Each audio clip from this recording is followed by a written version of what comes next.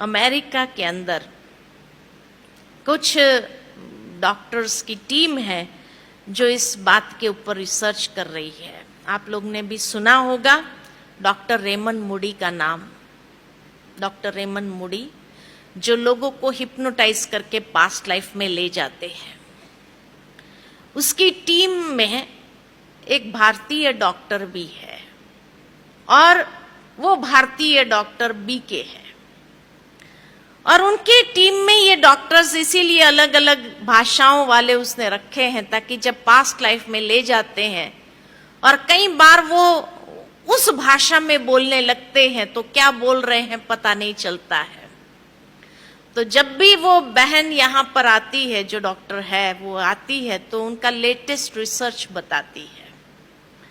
तो जब पिछली बार जब आए थे तो उन्होंने एक बहुत वंडरफुल बात सुनाई। तो कहा कि जब उनको पास्ट लाइफ में ले गए, अधिकतर जितने लोगों को ले गए वो लोग, तो उनसे एक सवाल बहुत कॉमन पूछा और वो सवाल था कि जब आप शरीर छोड़ते हैं उसके बाद कहां जाते हैं?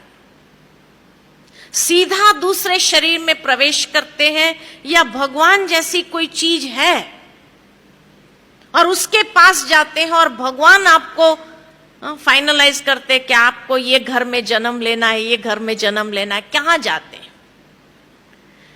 तो जब उन्होंने ये सवाल पूछा तो मेजॉरिटी ने यही जवाब दिया कि शरीर छोड़ने के बाद हम एक लाइट की दुनिया में जाते हैं और वहां एक बहुत पावरफुल लाइट से मिलते हैं।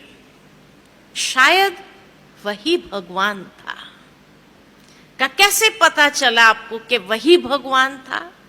तो कहा क्योंकि वो भगवान इतना प्यार दे रहा था, इतना प्यार बरसा रहा था कि जैसे हम प्यार के फव्वारे में नहा रहे थे। इतना प्यार भगवान के सिवाय कोई नहीं कर सकता है, इसीलिए वही भगवान था। बहुत डिवाइन लाइट थी, बहुत पावरफुल लाइट थी। क्या उसके बाद क्या उसने फाइनलाइज किया कि आपको कहां जाके जन्म लेना? का नहीं, भगवान फाइनलाइज नहीं करता है। का जब हम उस फवारे में नहा रहे होते हैं, प्यार ही प्यार जैसे बरसा रहे हैं भगवान, तो उस प्यार में जैसे हमारा शुद्धिकरण हो रहा होता है, हम बहुत क्लीन हो जाते, शुद्ध हो जाते हैं।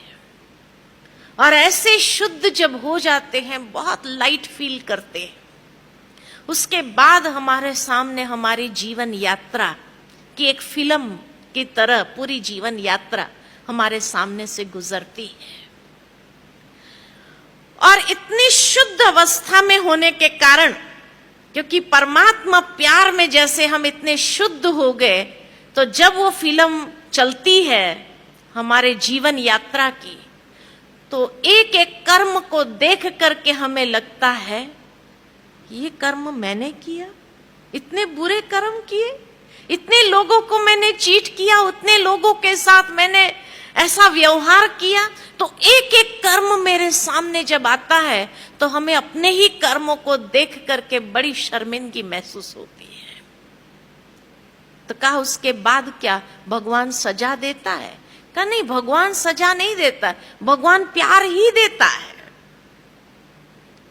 तो उसके बाद क्या होता है? तो कहा उसके बाद हमें यह फील होता है कि जो बुरे कर्म मैंने किए, जिसके साथ मैंने बुरे कर्म किए, चीट किया या किसी को भी धोखा दिया या जो भी मैंने बुरा व्यवहार किया, उन सब के साथ का हिसाब किताब मुझे चुकता कर देना है।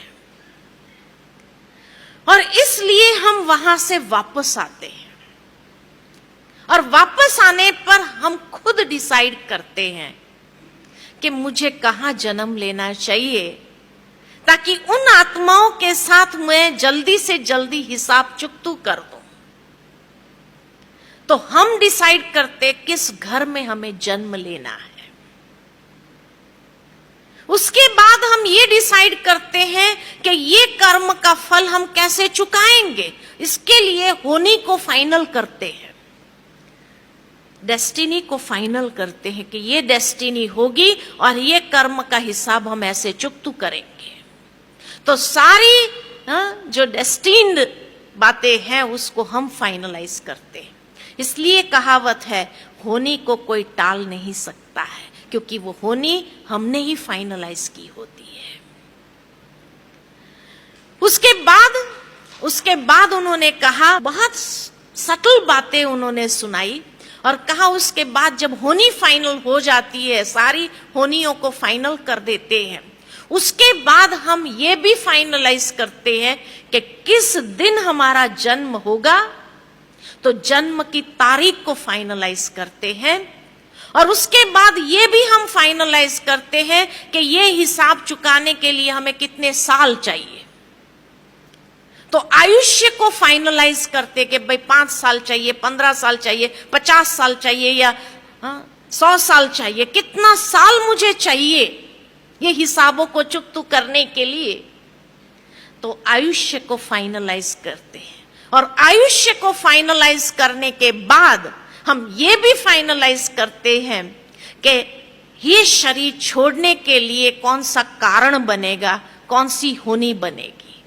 उस मृत्यु का कारण भी हम फाइनलाइज करके फिर उस दिन को भी फाइनलाइज करके हम जन्म लेते हैं या शरीर में प्रवेश करते हैं। इसीलिए कहा जाता है जन्म और मृत्यु की तारीख को कोई बदल नहीं सकता है। दूसरा ये भी कहा जाता है कि जोड़ियां ऊपर से बन के आती है। क्यों ऊपर से बन के आती है? क्योंकि हमने ही फाइनलाइज किया होता है कि कौन सी जोड़ी मुझे चाहिए अपने कर्मों का हिसाब किताब सेटलमेंट करने के लिए। ये हम ही फाइनलाइज करते हैं। का उसके बाद क्या आपको याद रहता है? तो कहा 2 साल तक हमको बहुत अच्छे से याद आता है कि हम किस लिए इस संसार में आए हैं। और उसके बाद जो जो व्यक्ति हमारे सामने आते हैं, हम उसी समय उनको जिसको दुख दिया होता है उनके सामने मुस्कुरा करके उनको सुख देने का प्रयत्न करते हैं। लेकिन जैसे ही हमारी वाचा खुलती है, हमारा मोह क्रिएट होता है परिवार के सदस्यों के साथ, वाचा खुलने के बाद विस्मृति हो जाती है कि हम किस लिए आए। और इसलिए जब होनी होती है, वो होनी को भूल जाते हैं कि ये हमने ही फाइनलाइज किया है। तब ये सवाल आता है कि मेरे साथ ही ऐसा क्यों होता है? भगवान मेरे साथ ऐसा क्यों? भगवान नहीं करता है, हमने खुद ने फाइनलाइज किया है। इतना गुह्य राज स्पष्ट हुआ है ये पास्ट लाइफ रिग्रेशन के माध्यम से।